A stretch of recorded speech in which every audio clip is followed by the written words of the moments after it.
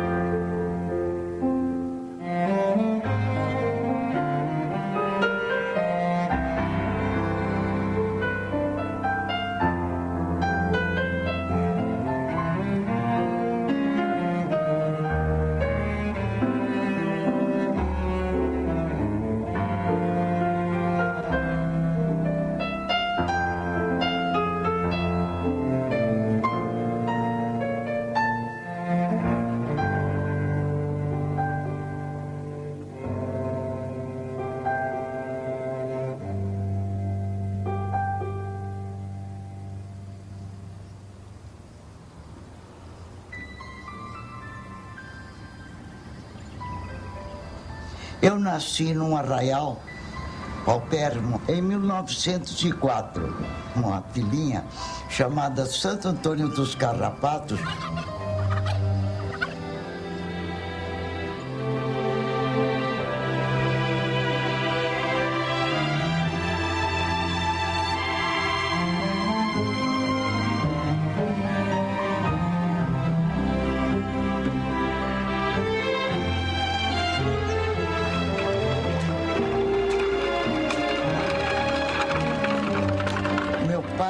Era plantador de café. Depois perdeu tudo numa noite de geada e foi ser transportador de boiadas para o Mato Grosso. E eu me lembro um fato interessante. Como a pobreza era uma nota permanente na nossa vida, eu, para economizar os sapatinhos, quando ia para a escola, tinha que atravessar o rio Paranapanema e atravessava. Eu enrolava os pés para proteção com folhas de bananeira, no sentido da economia. Eu comecei a trabalhar em jornal já naquela época. Me lembro que eu trabalhava no Diário de Itapetininga e tínhamos que compor a notícia no componedor e rodar a Marinoni, a grande máquina impressora.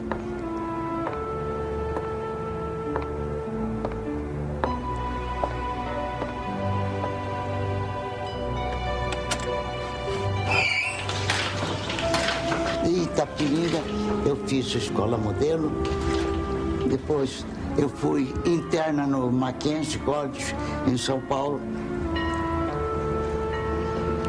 Voltei, não pude continuar, porque para me sustentar lá, eu até engraxava as botas das colegas e escrevia nos cadernos delas as lições.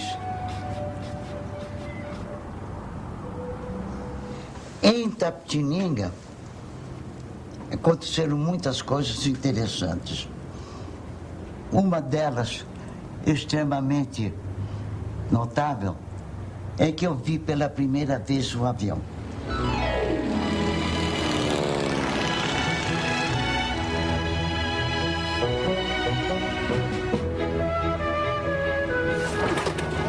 O festeiro do Divino, que é uma festa importantíssima, contratou o aviador para ir lá e fazer shows, voar com passageiros. Quando eu vi o avião, eu fiquei encantada. Ninguém havia jamais visto um avião por aquelas redondezas, só nas grandes capitais da aldeia. E eu me aproximei, o aviador me aproximei. Foi aquele show, não é? E me colei de assistente ou ajudante de ordens do aviador. O resultado que todo mundo pagava 50 contos, ou 50 mil réis, para voar, eu fui convidado. Foi um show. Me lembro o avião que eu voei, era um Curtiss Oriole. muito bonito. Então, lá em Itapetininga, tive essa grande experiência. O primeiro voo, o batismo do ar, foi sensacional e calou profundamente nos meus sentimentos.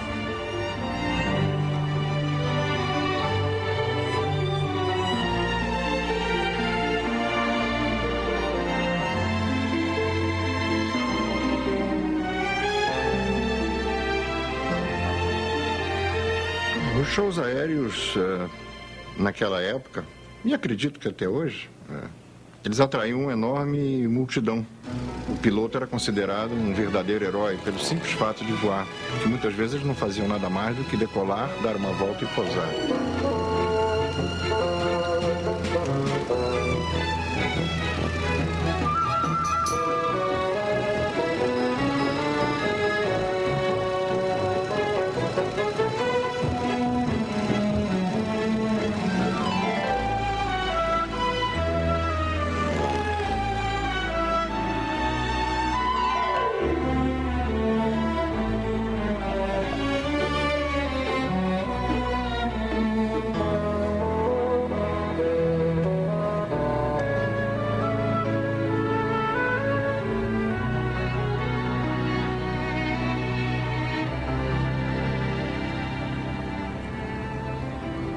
Em 21, eu estava em Itapetininga, porque nós estamos falando de Itapetininga, na escola de farmácia, e ouvi um ronco. Descobri logo que era ronco de avião. E o avião vai simbolizar o que seria, assim, basicamente, a tecnologia mais avançada para a época. E esse amor pelo avião me parece que vai marcar toda a vida, né, de Anésia Machado até os momentos atuais. Era um Caudron G3 com motor Newman, pilotado por um oficial da Polícia do Paraná. E ele ia transportando o avião de São Paulo para o Paraná. Chamava-se Capitão João Bussi. E à tarde, quando ele foi experimentar o avião, ele me convidou para voar. Olha, eu fui. Esse avião era uma draga estrafalária, esquisita, não tinha jeito de avião, não tinha corpo, não tinha fuzilagem. A parte da empenagem era separada assim, não tinha freios, não tinha ralanti, o motor era rotativo, rodava junto com o hélice e era alimentado com óleo de rícino que esborrifava na gente. Voei, fiquei entusiasmada. Ele me deu o comando lá um pouquinho, fiquei entusiasmada. Quando pousamos, disse assim, por que não aprende a voar? Ele disse, olha, vá para São Paulo, procure este Tenente Reinaldo, do Regimento de Cavalaria da Força Pública, que é como um irmão para mim. Procure por ele e ele lhe ajudará. No dia seguinte, partiu para Paraná. E eu, quando voltava da escola à tarde, isso foi no dia 30 de maio de 21. A telefonista, quando eu passava, disse, fulana, o aviador morreu. Digo, como? Houve um desastre, ele morreu. Mais tarde eu soube que ele estava sendo trazido para a Santa Casa de Itapetininga. Fui lá. O capitão João Bussi estava na maca ainda, no corredor da Santa Casa, onde tinha sido entregue. Poucos minutos depois, eu enxugava 2 lágrimas que lhe corriam dos olhos. Ele acabava de expirar.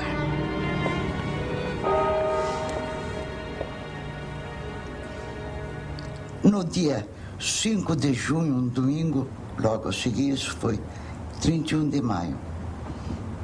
5 de junho, meu aniversário, aliás. Meus pais foram ao culto. Quando voltaram, Eu já tinha vendido todos os meus livros da escola de farmácia.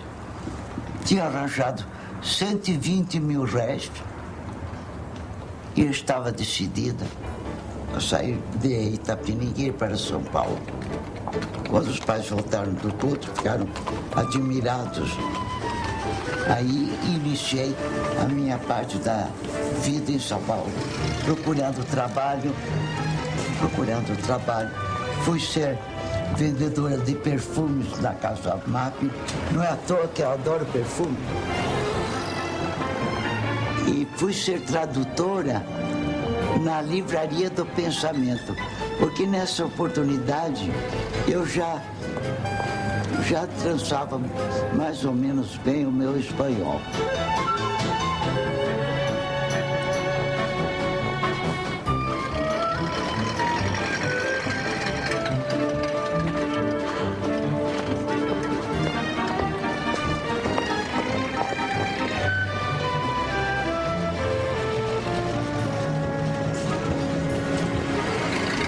A vida estava muito difícil. Não deixei de passar fome. O lugar onde eu estava, graças à caridade de uma família conhecida dos meus pais, eu dormia debaixo de uma escada de cimento, num chão de cimento e papel de jornal. Esse o conforto não era lá daqueles que se diga 5 estrelas, né? Muito difícil tudo.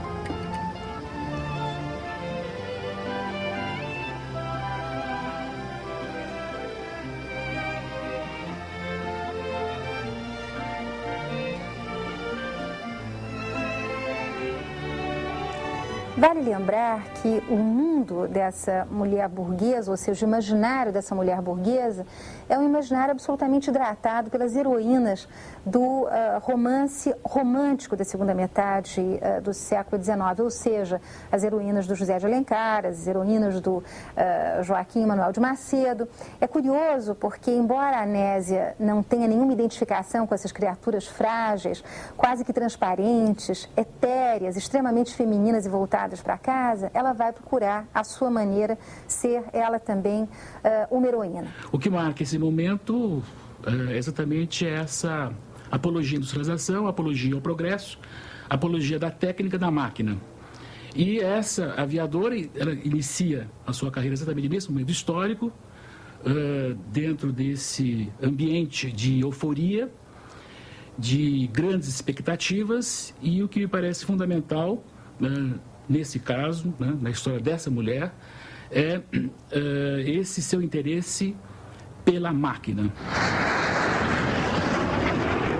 Eu tinha combinado com o Tenente Reinaldo para ele ser o meu instrutor. Foi um arranjo que ele conseguiu para ter um patrocinador. Como disse anteriormente, eu não tinha condições, mas vendi a ideia. Depois teremos grandes oportunidades de voar por aí, voando com passageiro, fazendo exibições. E consegui o patrocínio. Não havia escolas, não havia aeroclubes, não havia nada. O avião foi adquirido para eu voar. Assim eu comecei a minha instrução de aviação em 21 de dezembro de 1921. Fiz o meu primeiro voo com instrutor. Nós vamos ver aparecer, nos anos 20 justamente, em que ela começa a voar, uma figura importada da França que é a femme nouvelle, ou seja, a nova mulher.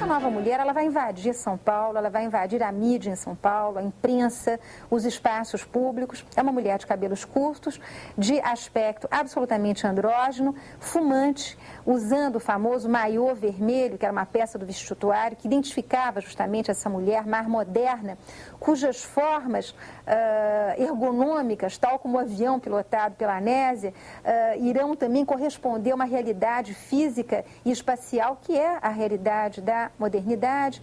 Há uma possibilidade de que a Anésia se tenha inspirado em Adrienne Bolan, que era uma aviadora francesa, muito jovem também, como a Anésia. Ela, com 21 anos de idade, ela veio para a América do Sul num Caudron G3, semelhante ao que a Anésia teve mais tarde. Ela foi para a Argentina, foi para Buenos Aires, foi a Mendoza e atravessou os Andes. Ela fez algo, ela foi talvez a segundo ou terceiro aviador a voar sobre os Andes até Santiago.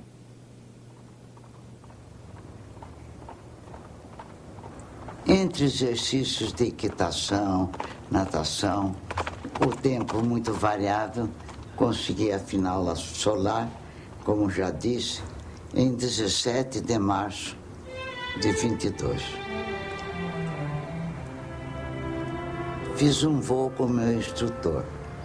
Ele desceu do avião e me disse: chuta, vá. Eu me assustei e fui. Quando cheguei lá em cima, estava felicíssima, voando sozinha. Dei minhas voltas, feliz, encantada. E depois disse lá para comigo mesmo: e agora? E agora? O pouso? Afinal de contas, pousei muito bem. Palmas pelos que estavam presentes, uma alegria infinita. Meu instrutor satisfeito porque o voo foi perfeito.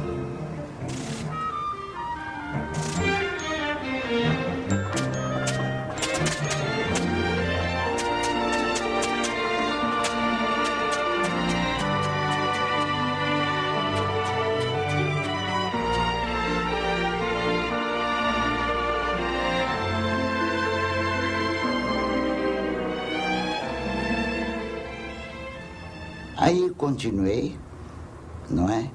E em 9 de abril eu fiz as minhas provas de brevet. Esse brevet tem o número 77 da Federação Aeronáutica Internacional, entregue pelo Aeroclube do Brasil, que era o representante. Não é? 9 de abril de 22. Não demorou muito. Existe uma controvérsia de quem seria a primeira aviadora brasileira. Os livros do Aeroclube do Brasil estão aí para mostrar que a Teresa de Março tem o brevet número 76, tirado no dia 8 de abril de 22, e a Anésia o brevet 77 no dia seguinte. Mas isso não significa que a Teresa de Março seja a primeira aviadora do Brasil, porque sabe-se hoje, e notícias de época, os jornais da época confirmam que a primeira a voar solo, a voar sozinha, sem estar acompanhada do instrutor, foi a Anésia. Então, no meu modo de ver, a Anésia foi a primeira aviadora do Brasil. Minha primeira passageira foi uma estrangeira, Jane Caê. Quando foi em maio, me veio a ideia de bater um recorde de altura. Consegui toda a organização para controle, foi controlado esse voo e Jane Caê pediu para ir. Eu fiquei constrangida e ela foi como minha passageira para esse voo de altitude.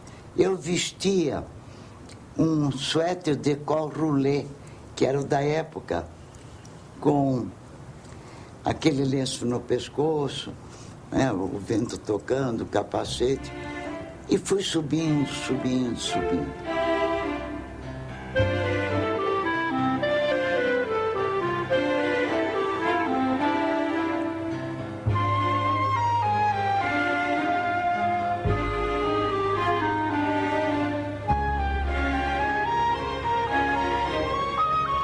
tinha batido o primeiro recorde de altitude feminino no Brasil. Não sabia de outros em outros lugares, mas no Brasil fui eu. 4.124 metros. Daí em diante, comecei a voar com passageiros. E instituí as tardes de aviação em São Paulo. E era uma assistência colossal todos os domingos, e eu voando com passageiros. Cobrava 50 mil réis para voar. Comecei a ganhar meu dinheirinho e pagar as contas atrasadas. A Nésia deve ter se inspirado também no voo de Sacadura Cabral e Gacotinho, aviadores portugueses que voaram de Lisboa ao Rio de Janeiro também em 1922. Esse foi um voo realmente, foi a primeira travessia aérea do Atlântico Sul, e foi um voo cheio de peripécias, que consumiu 3 aviões e que demonstrou uma coragem e uma capacidade de navegação muito grande.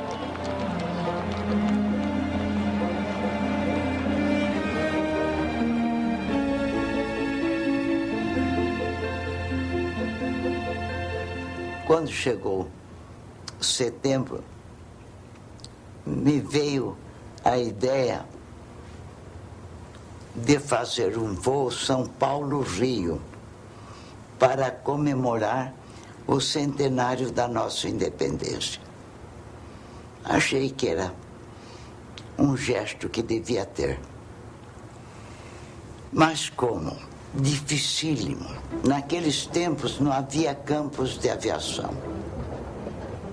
Afinal, eu tive que ir de São Paulo ao Rio, parando pela estrada de ferro em vários lugares, para conseguir com os prefeitos arranjar os campinhos, eu escolhendo os campos, arranjar os campinhos onde ia voar, onde ia pousar, calculando as etapas, porque o avião, eu não sabia quanto tempo de autonomia tinha.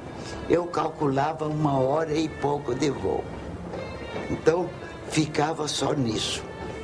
Voltei a São Paulo e em setembro de 22, no dia 5 de setembro, eu decolei para o Rio. Mapa eu não tinha, uma carta de navegação.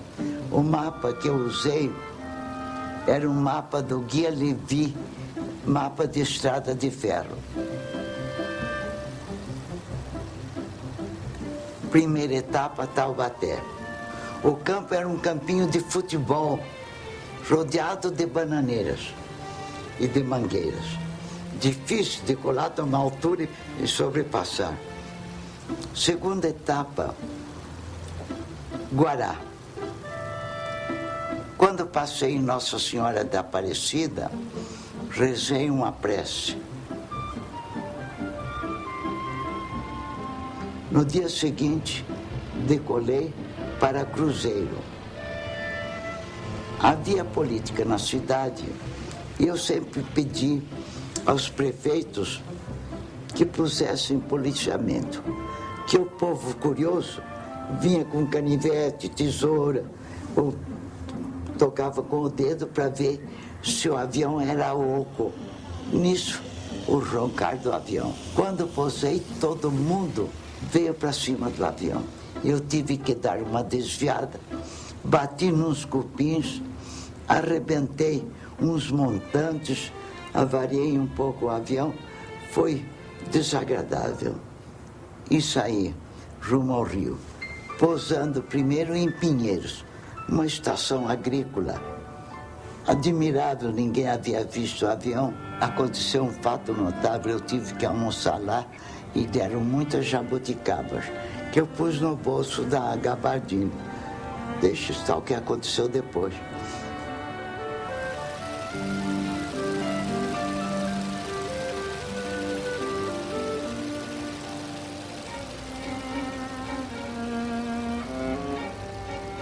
Decolo de Pinheiros para o Rio. Aí que foi a pior parte da viagem, porque eu tinha que enfrentar a Serra do Mar. Quando via o princípio de um túnel, não via o fim e estava um pouco nublado. Mas eu, com a minha firmeza de ânimo, minha fé, fui enfrentando. Consegui passar a Serra da Mantiqueira e, de repente, vejo o Campo dos Afonsos. Foi uma beleza a minha recepção. E aí, quando vou descer do avião, a gabardine estava com as jabuticabas todas amassadas. Foi um desastre. Deixa a gabardine no avião. E fomos para a cidade. Foi uma festa muito bonita que jamais poderei me esquecer.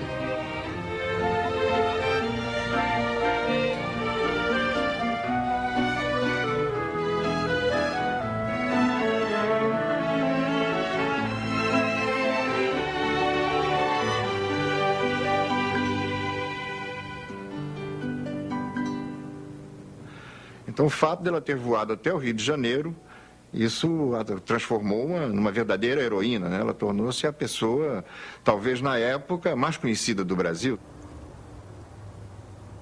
No dia seguinte, pela manhã, estava me preparando, me refazendo daquela noitada, que havia uma visita para mim. Quem era? Alberto Santos Dumont.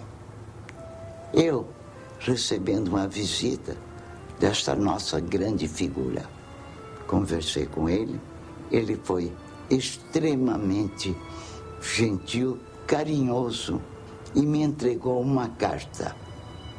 Essa carta dizia: Rio, 9 de setembro de 22.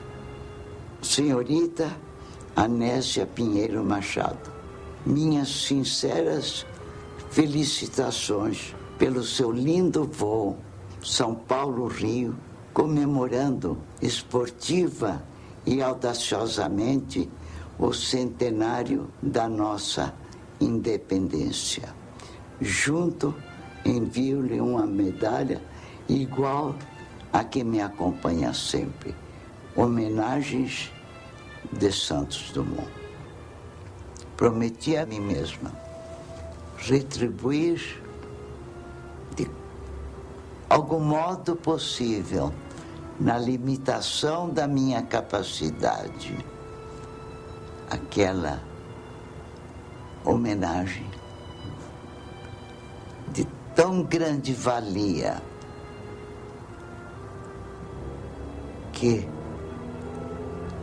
como disse, é um marco indelével na minha vida. Surge a Revolução de 24.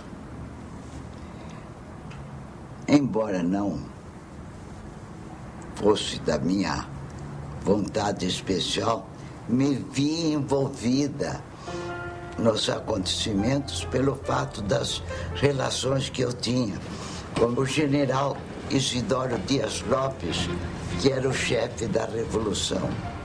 Nesse tempo, voei muito sobre as tropas legalistas, ia voar em Santos, sobre a Marinha, jogando pequenos panfletos, flores em cima dos navios. Eu não tinha ação militar. Foi uma época interessante. Acabada essa época com a saída dos revolucionários, que posteriormente vieram a formar a Coluna Prestes, eu fiquei em São Paulo. E todos os dias era presa. Ia para casa, daí a pouco prisão. Era recolhida a uma prisão comum durante a noite, aonde era recolhido o rebotalho das ruas, os bêbados, as mulheres alegres da época. Muito desagradável o ambiente, como podem imaginar. Aí foi assim que eu resolvi fugir de São Paulo, ir para o exterior. Cheguei até Três Lagoas. Comandava a região lá o general Malan d'Angonha. Ele soube que eu estava lá, me mandou prender outra vez. Aí, juntamente com amigos que me ajudaram muito, conseguiram um carro para mim, para eu escapar do trem que me vinha trazendo de volta a São Paulo.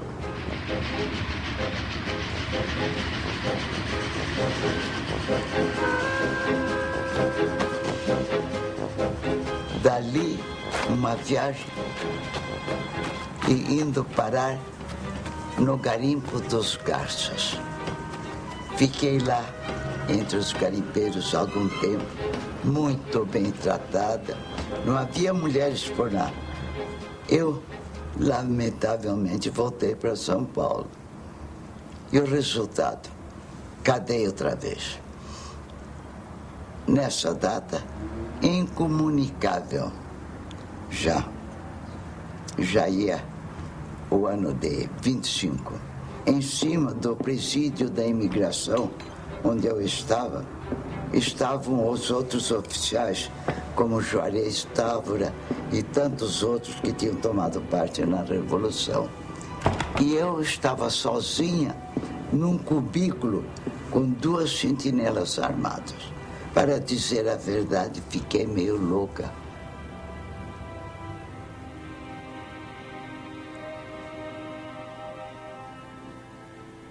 Ela participa da Revolução de 1924, ela está do lado dos tenentes, depois ela vai para a prisão, né? Mas fundamentalmente o que interessa para a aviadora, né, é jogar flores.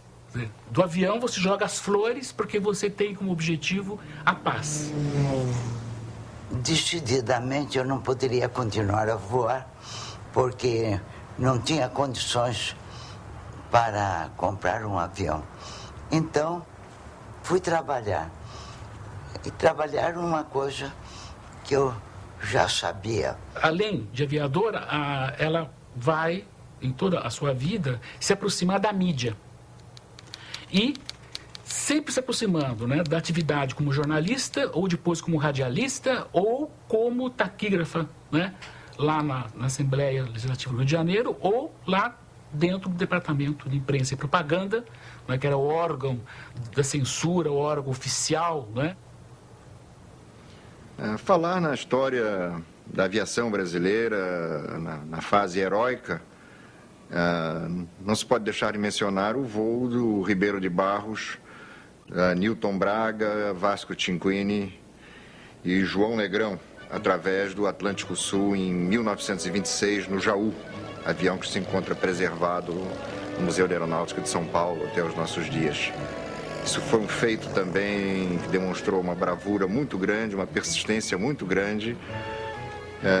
Ribeiro de Barros era o piloto e era o dono do avião, ele investiu muito nesse voo, enfrentou dificuldades de toda a ordem, inclusive até de sabotagem, e conseguiu, a duras penas, chegar à represa de São Paulo, creio que é de Guarapiranga, onde ele pousou e terminou o seu voo.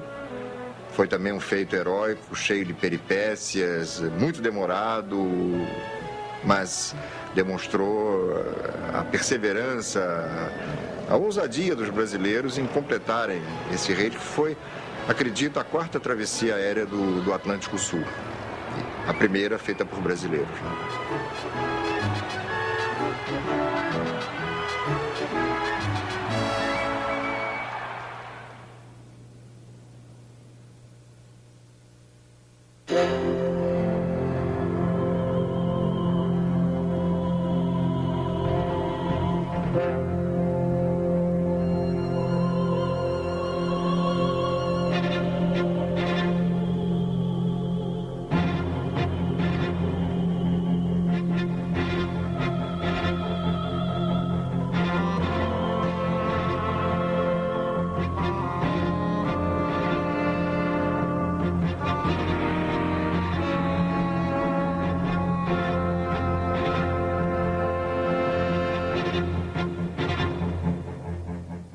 fui continuando essa época toda, até que cheguei mais ou menos à década de 30, quando o Aeroclube do Brasil tinha aviões e a gente podia voar. E nessa década de 30, 40, esteve no Brasil uma jornalista americana, a convite do governo brasileiro. Ela correu todo o Brasil, e com ela também uma outra jornalista, fotógrafa. E um dia, um dos meus companheiros do DIP, Departamento de Imprensa e Propaganda, disse: Nésia, você não quer ir voar lá em Manguinhos? Para essas americanas, elas gostam de apreciar, elas são especialistas em assuntos de aviação. Eu digo: vou. Eu estava voando um ótimo avião de acrobacias, o Beaker Jungmann. E eu disse para uma delas: quando eu voltar, eu vou tirar o seu bonezinho. Brincadeira. Olha, deixa estar que eu fiz como o papagaio que foi a um concurso de acrobacias. Fui lá para cima e me desmanchei. Foi uma beleza. E na volta eu vim fazendo de dorso numa tomada de campo com bastante velocidade e passei a uns 3 metros em cima da senhora que estava na pista. Resulta que o chapeuzinho voou e um susto ela tomou também. Aí fiz a minha volta natural e posei.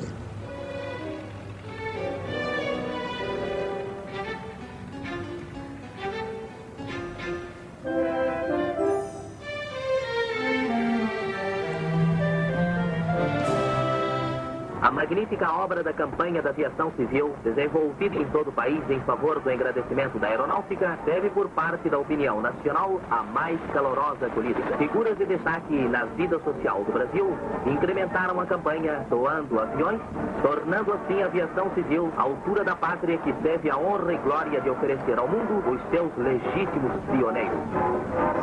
Um dia eu fui ao Galeão, que eu estava, parece que, dando instrução ainda. E alguém perguntou: quer levar esse aviãozinho para o calabouço, para o batismo amanhã e entrega a campanha nacional da aviação? Eu digo: está bem. E vim, quando eu estava chegando no Santos Dumont, eu fazendo já os procedimentos de aproximação, vi que havia 2 aviões grandes, não é? Prontos para decolar. Vi que seria difícil para mim e resolvi, eu já estava na perna do vento, e resolvi dar outra volta para pousar sem mais impedimentos. Quando reataca o motor, tinha acabado a gasolina. Fiquei fria, não vi outra solução. Pousar no mar.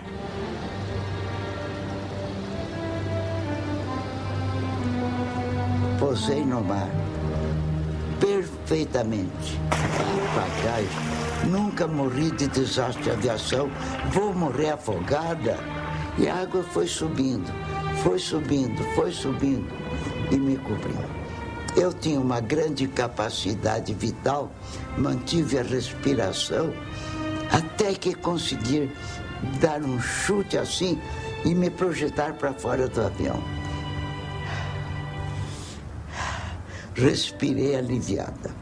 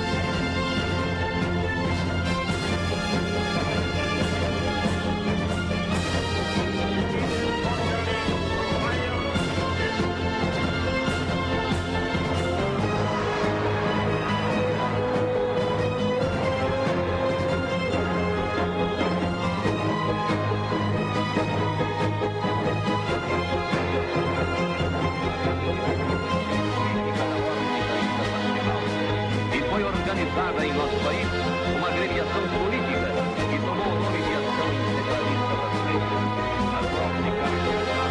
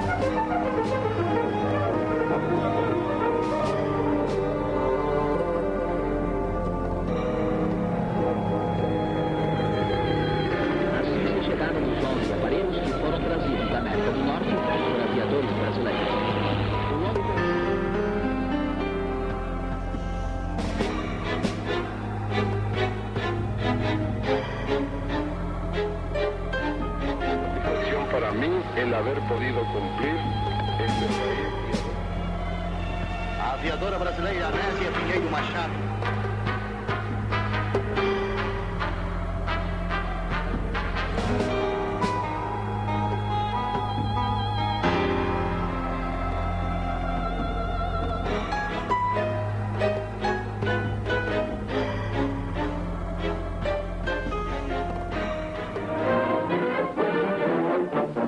As comemorações da Semana da Asa, realizadas no Rio de Janeiro, foram coroadas de pleno sucesso, que bem reflete o adiantamento da nossa aeronáutica civil.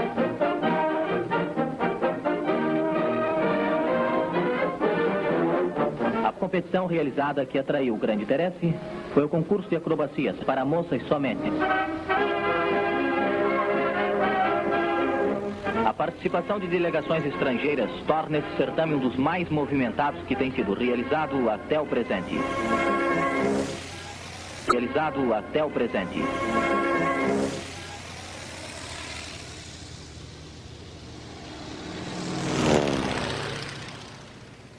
E quando um dia no DIP, alguém me informou que havia chegado um convite para mim da Embaixada Americana. Eu segui para Houston, Texas, onde estava o CAA Standardization Center. Tirei meus cursos de piloto instrutor, de piloto de voo por instrumentos, de piloto checador, de piloto controlador de voo. Fiz com a Panam mais 2 meses de instrução voando um bimotor anfíbio em instrumentos. O amanhecer do dia 22 de abril foi ansiosamente esperado pelos homens do Santa Apua. Desfavoráveis condições meteorológicas impedem o início das atividades aéreas logo ao nascer do sol. No acampamento brasileiro, o pessoal de terra prepara o equipamento aéreo e procede a últimas revisões. Os Thunderbird são municiados e abastecidos, enquanto os seus pilotos ultimam os preparativos para a grandiosa arrancada. Cheguei ao Brasil, janeiro de 43, e ia voltar ao meu trabalho quando um senhor da missão americana, o comandante Lord, foi ao ministro e disse: ministro, Brasil e Estados Unidos estão juntos no esforço de guerra. Estamos nos valendo de todos os elementos capazes.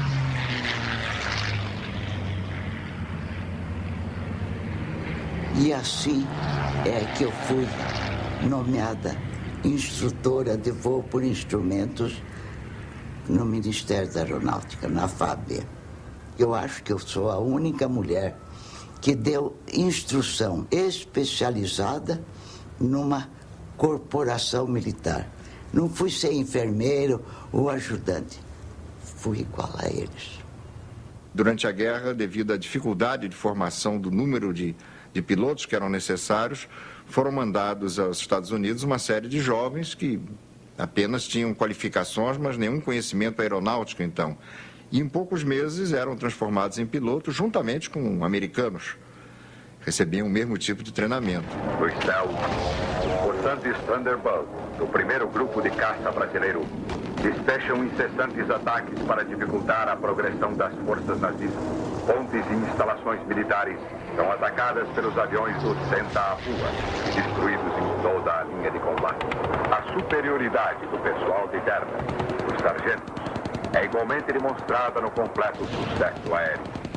Tiros certeiros acertando alvos. De noite, as balas luminosas demonstram claramente a concentração do fogo das metralhadoras, enquanto os combatentes se aproveitam da luz das bombas fosforescentes. Na Europa, Herr Hitler concentra todo o seu esforço contra a Inglaterra, e Londres passa a ser castigada continuamente pela Luftwaffe.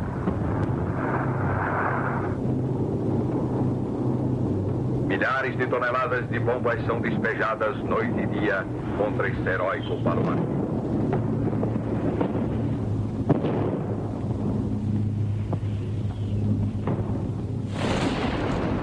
Era o inovidável dia da vitória. O povo, que chorara tanto pela tragédia universal, agora chorava de alegria, gritava, cantava e delirava pelas ruas.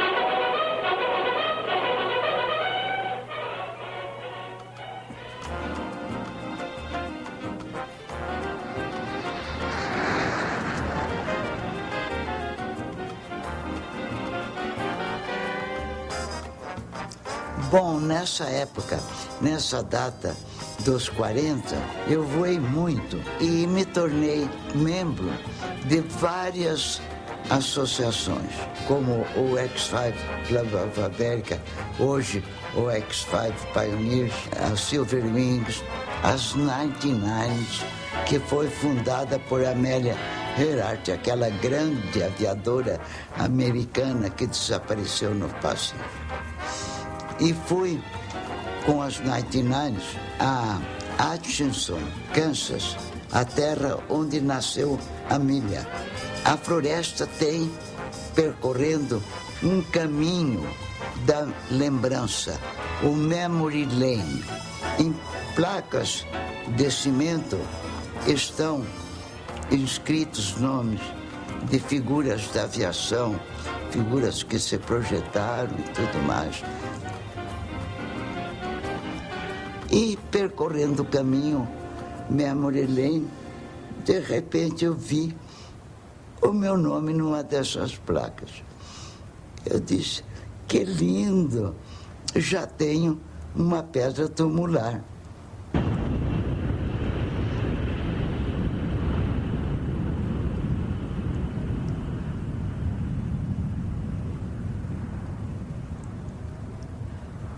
Era um sonho de 29 anos, fazer um voo internacional ligando o Brasil aos Estados Unidos.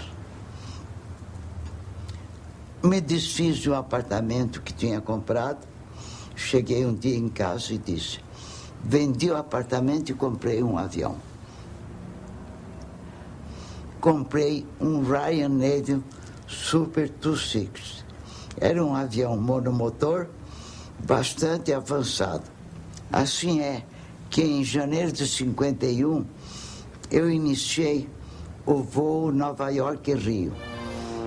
Decolei de Nova York e no mesmo dia passei em Nova Orleans, sobrevoei o Golfo do México e fui parar na fronteira do México com os Estados Unidos, onde pernotei.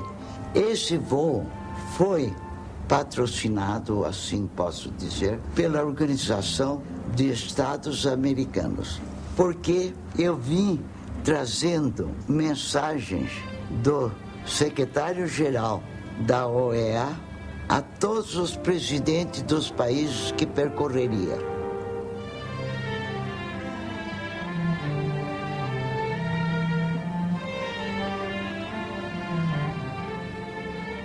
E, finalmente, Rio de Janeiro. Rio de Janeiro entregar a mensagem a Getúlio Vargas.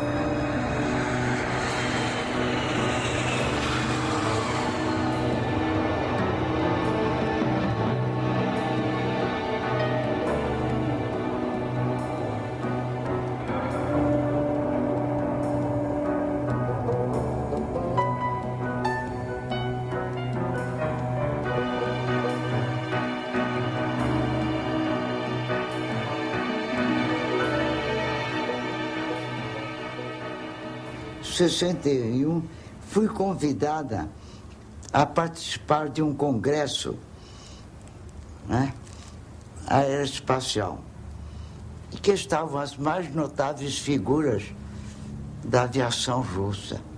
Conheci pilotos notáveis. E, indo ao Smithsonian, que é o maior museu de aviação do mundo, melhor aparelhado, uma preciosidade, eu vi num cantinho, numa vitrine, uma notinha deste tamanho, sobre Santos Dumont. Fiquei admirada. Eu digo, é só isso que vocês têm de Santos Dumont? Vou providenciar para que tenha o maior material, maiores informações. Eu tive uma oportunidade rara de ir a Kitty Hawk, a terra dos irmãos Wright. Eu me permiti dizer umas palavras. Queria ressaltar um fato técnico interessantíssimo. Quando Santos Dumont voou em 1906 em Paris, ele realizou a trilogia do voo, a corrida no chão, a locomoção no ar e o pouso por seus próprios meios. É uma questão técnica. Ambos voaram, porém há essa diferença essencial.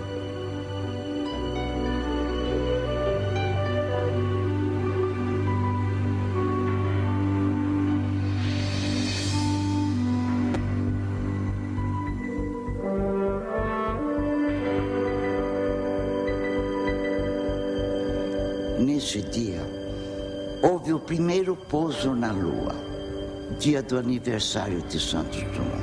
Eu disse a Mr. Garber, historiador emérito do Smithsonian, vamos pôr Santos Dumont na Lua.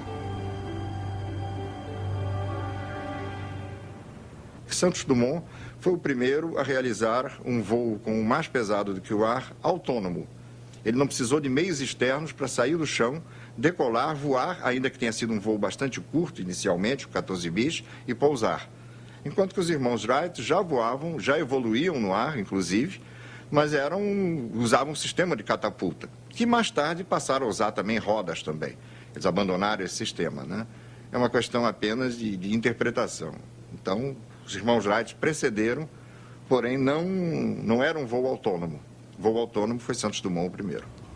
O astronauta Collins, que foi o piloto que ficou em comando enquanto os outros dois pousavam na Lua, entrou em entendimentos com o Comitê de Nomenclatura Astronáutica na Austrália e resulta que foi decidido dar o nome de Santos Dumont a um acidente geográfico na Lua, justamente a antiga cratera Hadley B.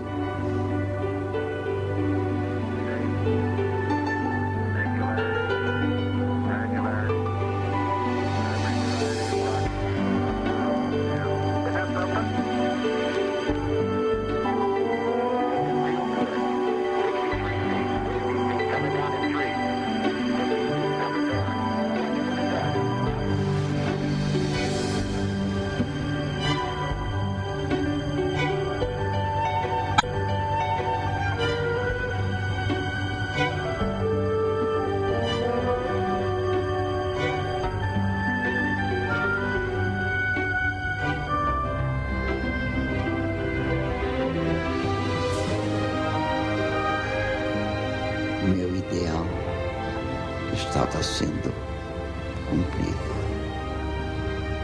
Retribuir a Santos Dumont a homenagem que ele me tinha prestado.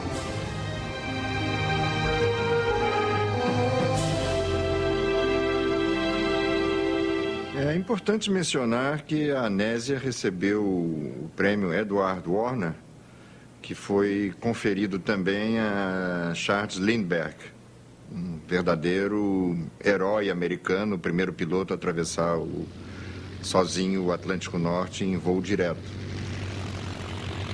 O prêmio Edward Warner, que é considerado o maior galardão dado pela comunidade aeronáutica civil internacional, pela Organização de Aviação Civil Internacional, esse prêmio fez com que a Anésia ingressasse na história mundial da aviação. E eu tive a honra excepcional de receber o meu prêmio Edward Warner na qualificação de pioneira. O diploma Paul Tissandier foi dado à Anésia pela Fédération Aéronautique Internationale, após pesquisas que levaram 3 anos por aquela instituição, dando-lhe o título de decana da aviação mundial feminina, porque na época que ela obteve esse prêmio, ela ainda estava em plena atividade. Completei meus 60 anos, a nossa CEMAL me cortou do voo. Lutei, não consegui. Quando ia aos Estados Unidos, lá, se for lá agora, vou ao médico, se o médico me der o cartão, ok, eu posso voar. Vou a um campinho, contrato um instrutor, tomo um duplo, se tiver, vou lá.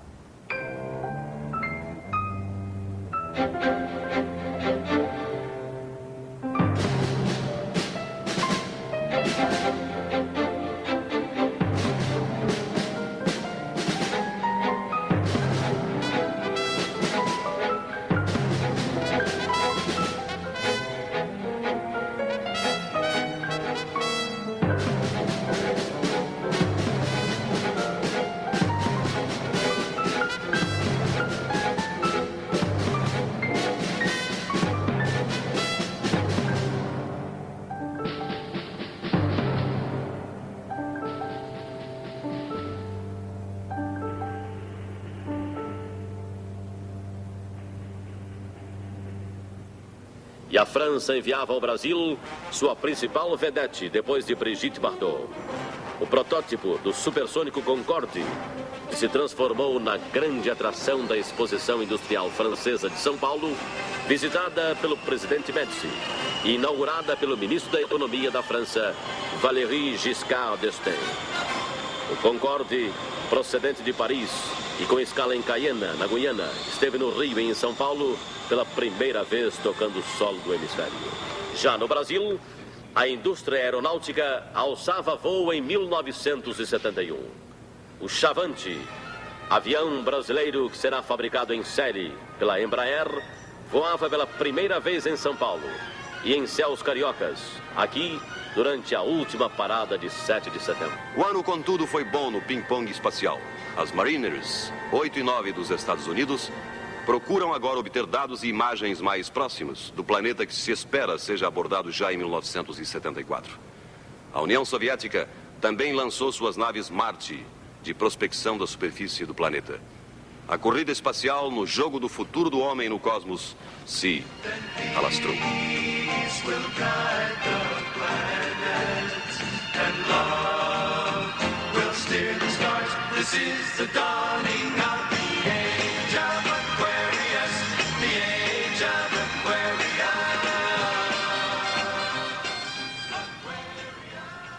Os olhos do público acompanhavam os passos lentos de uma senhora de 93 anos. Anésia Machado enfrentou corajosamente os degraus para chegar ao palco do Cine Brasília.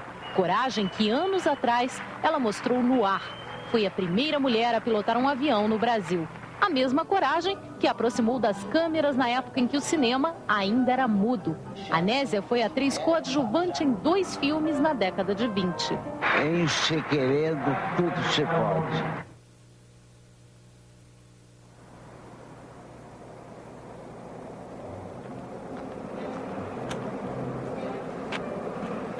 Vocês viram essas lindas máquinas. E eu fico, como disse sempre, comovida junto de aviões. Porque no idealismo de saber voar, de poder voar, o piloto se irmana com o avião. A impressão que se tem é que é um duo amoroso. O avião compreende o piloto como o piloto compreende o avião. É uma irmandade amorosa, linda, preciosa. Como se pode deixar de amar o voo, de sentir a vida ampla dos horizontes, de sentir a vida, como já disse, de uma verdadeira transmutação. Voe, quem puder aprender a voar, que voe. É uma outra vida. Uma vida em que a gente se transporta para outros mundos, chegando mais perto do Criador.